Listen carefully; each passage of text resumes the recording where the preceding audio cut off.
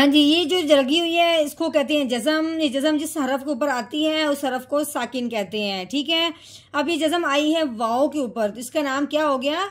वाव साकिन।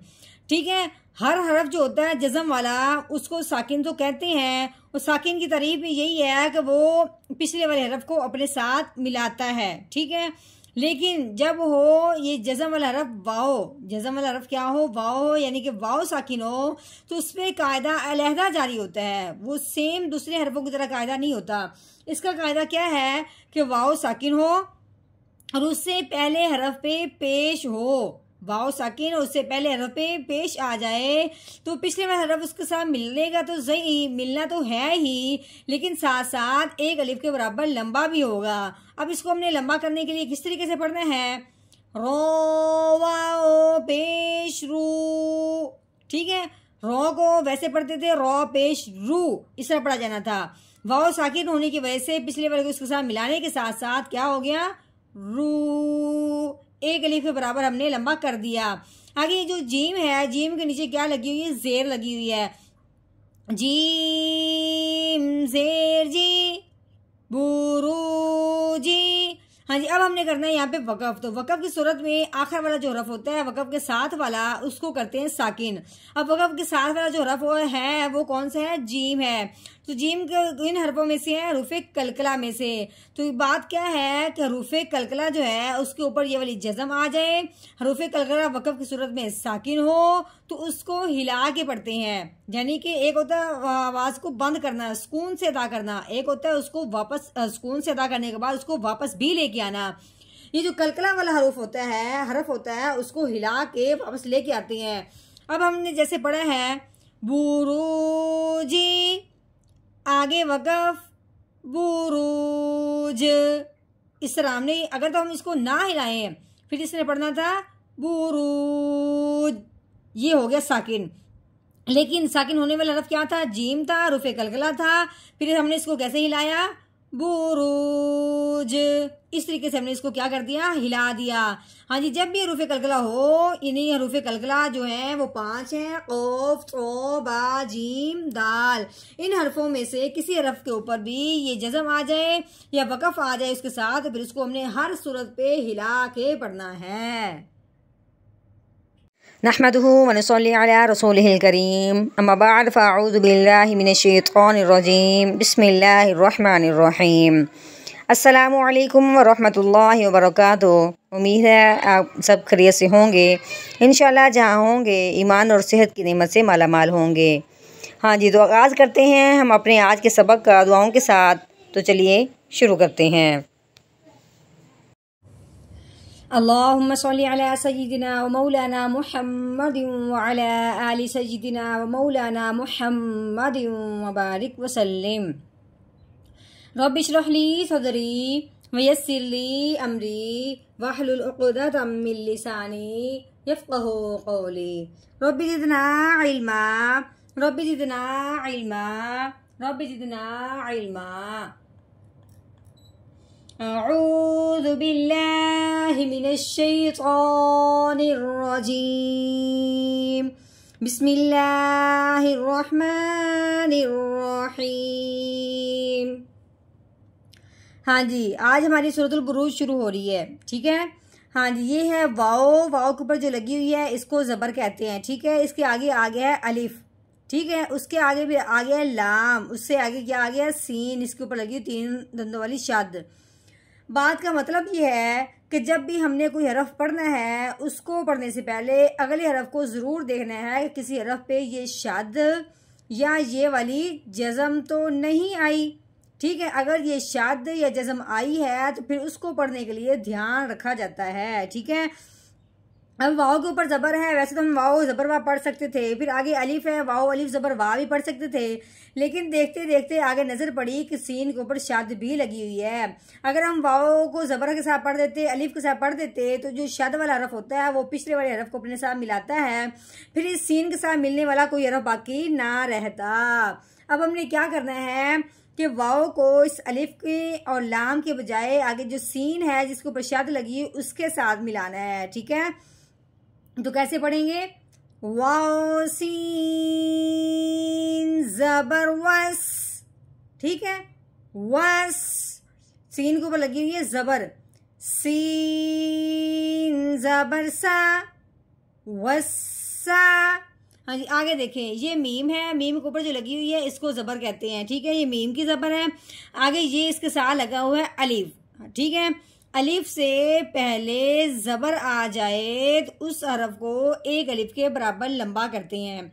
अब अलिफ से पहले क्या है, मीम है, इसके ऊपर जबर लगी हुई है। अब हमने क्या करना है, मीम को अलिफ के साथ मिलाते हुए एक अलिफ के बराबर लंबा करना है, ठीक है। हाँ जी, उसके बाद इसको तो हमने करना था एक अलिफ के बराबर लंबा। इसके ऊपर आ गई ये मद, इसको क्या कहते हैं, मद कहते हैं। ये मद जो होती है इसको 3 अलिफ के बराबर लंबा करते होते हैं, ठीक है। अब वैसे तो हमने अलिफ के साथ पढ़ना था तो एक अलिफ के बराबर लंबा करना था। अब मद आने की वजह से अब हमने इसको 3 अलिफ के बराबर लंबा करना है। आगे साथ ही आगे क्या आ गया, हमजा। मद के फौरन बाद ही आपको हमजा नजर आ जाए तो आपने उस मद को 4 अलिफ के बराबर लंबा करना होता है, ठीक है। क्योंकि हमजा के फौरन बाद अगर हमजा आ जाए और दरमियान में कोई कलमा ना हो तो उसी कलमा में हो हमजा उसी मद के साथ जुड़ा हुआ हो तो उस मद को मद्दे मुत्तसिल कहते हैं। इस हमजा की वजह से मद का नाम भी बदल गया, ठीक है, क्योंकि ये मद के फौरन बाद हमजा उसी के साथ आया। वस्समाई एक ही जुमला है, एक ही कलमा है, इसी के अंदर हमजा भी आ गया मद के साथ, इसलिए क्या हो गया, मद्दे मुत्तसिल हो गया। मद्दे मुत्तसिल को 4 अलिफ के बराबर लंबा करते हैं, ठीक हो गया। अब हमने पढ़ना किस तरीके से है, मीम अलिफ मद जबर मा, वस्समा। हमजा है, इसके नीचे लगी हुई है जेर, हमजा जेर ई, वस्समा ई।